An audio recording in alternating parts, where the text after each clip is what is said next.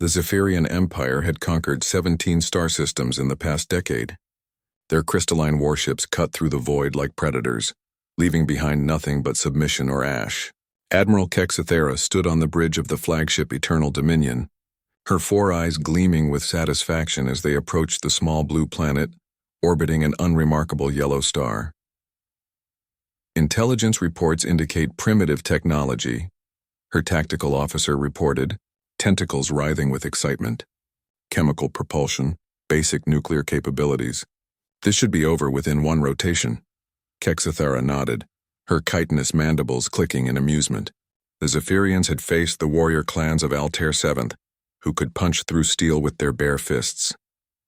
They had decimated the hive minds of Kepler 442b, whose collective intelligence had solved faster-than-light travel centuries before most species discovered fire. They had even broken the mechanical legions of the synthetic worlds, whose quantum processing power could calculate 1,000 battle scenarios simultaneously. But these humans were different. Not stronger, not smarter, not more advanced, just different. Begin the bombardment, Kexithera ordered. The first wave of plasma cannons struck major population centers. Sydney, Tokyo, London. Cities turned to glass in seconds. But instead of the expected surrender broadcast, something else came through the communications array. "This is General Sarah Chen of the United Earth Defense Force," a voice crackled through the static. "We see you up there. We're coming." Kexithera's mandibles clicked in confusion. Impossible. Their military installations were priority targets. Within hours, reports flooded in from across the planet. Humans weren't surrendering or fleeing to shelters. They were fighting back with whatever they could find. In the ruins of Moscow, survivors had jury-rigged electromagnetic pulse devices from old subway transformers. In the Amazon, indigenous tribes were using their knowledge of guerrilla warfare to take down Zephyrian scout ships with nothing but salvage technology and determination. But the real shock came 3 days later. "Admiral," the communications officer's voice trembled. "We're receiving a transmission from above us." On the main screen appeared a human woman in a simple uniform, floating in what appeared to be a hastily constructed space station.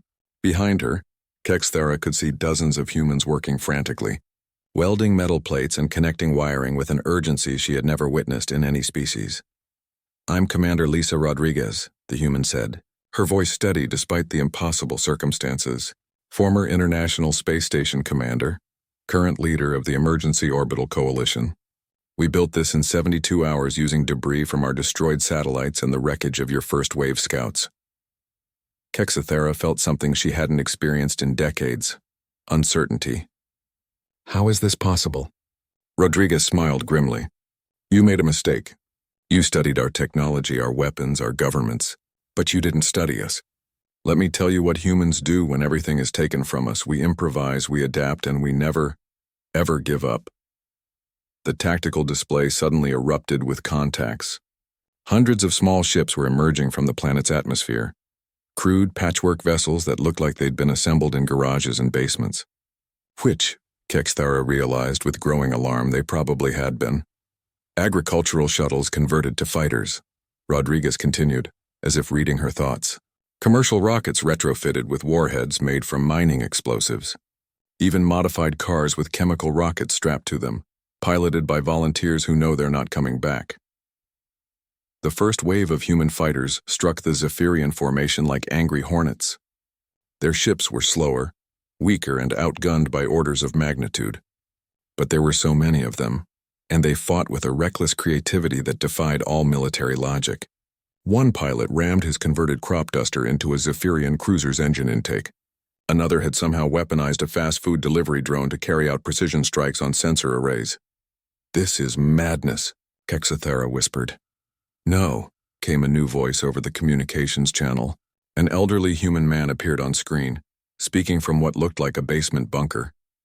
"This is Tuesday. I'm Professor James Wright, theoretical physicist at MIT. Well, former MIT, you blew it up yesterday. But I've got good news and bad news." Kexithera found herself actually listening to this aged creature. "The good news is that we've figured out your shield harmonics. Turns out quantum entanglement works the same way everywhere in the universe. The bad news for you is that we've just equipped every remaining human fighter with a resonance, disruptor built from smartphone components and microwave ovens. The tactical display confirmed Wright's claim.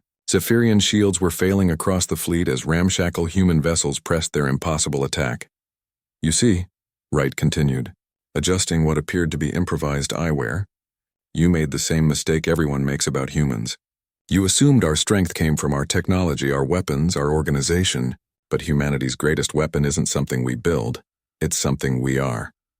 More voices joined the transmission. A teenager from Sao Paulo who had hacked into Zephyrian communication networks using a gaming computer. A chef from New Orleans who had turned his restaurant's industrial kitchen into a bomb-making facility. A kindergarten teacher from Stockholm who was now coordinating refugee evacuations while simultaneously teaching children how to build radio jammers from toys.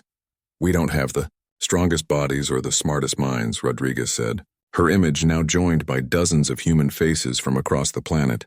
But we have something you'll never understand. When you take everything from a human, their home, their family, their hope, you don't get surrender. You get innovation born from desperation, courage forged in fury, and the absolute refusal to accept defeat. The bridge of the eternal dominion shuddered as another converted human vessel, this one appeared to be a city bus with rocket engines, scored a direct hit on their primary weapons. Array Kexthera looked at the tactical display. Half her fleet was gone, destroyed by creatures flying in metal boxes held together with luck and determination. The other half was being systematically dismantled by an enemy that had learned to adapt faster than she could formulate new strategies. Retreat, she ordered quietly.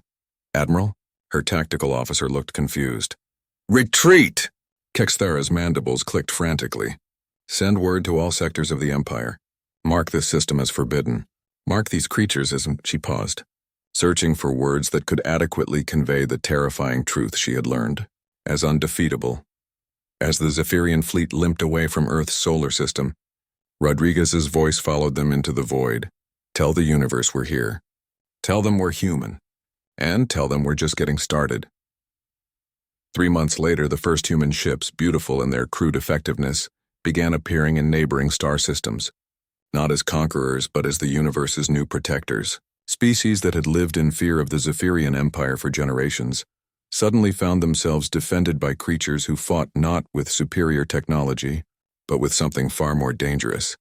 The absolute conviction that no one should ever have to face extinction alone. The galaxy would never be the same.